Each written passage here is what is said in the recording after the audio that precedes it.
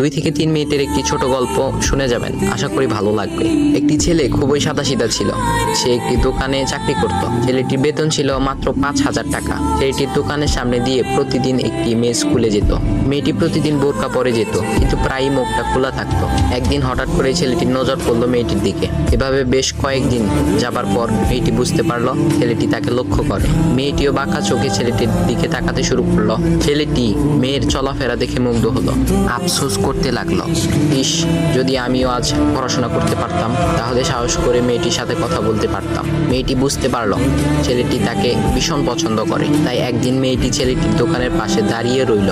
তখন ছেলেটি দুপুরের খাবার খাওয়ার জন্য দোকানের বাইরে আসে। সে চায়ের দোকানে গিয়ে 5 টাকার একটি রুটি খেয়ে পানি পান করে আসতে লাগলো।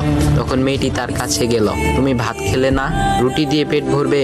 তখন ছেলেটি মেয়েটিকে দেখে অবাক হয়ে গেল। তখন ছেলেটি বলল, আমি ভাত খেলে আমার মা, বাবা আর ছোট বোনকে কি খাওয়াবো? মেয়েটি শিক্ষিত, তাই অল্পতেই বুঝে গেল।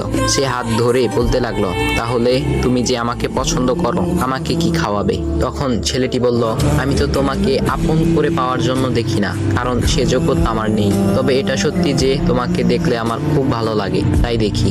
মেয়েটি ছেলেটির কথা শুনে চোখের পানি ধরে রাখতে পারলো না। সে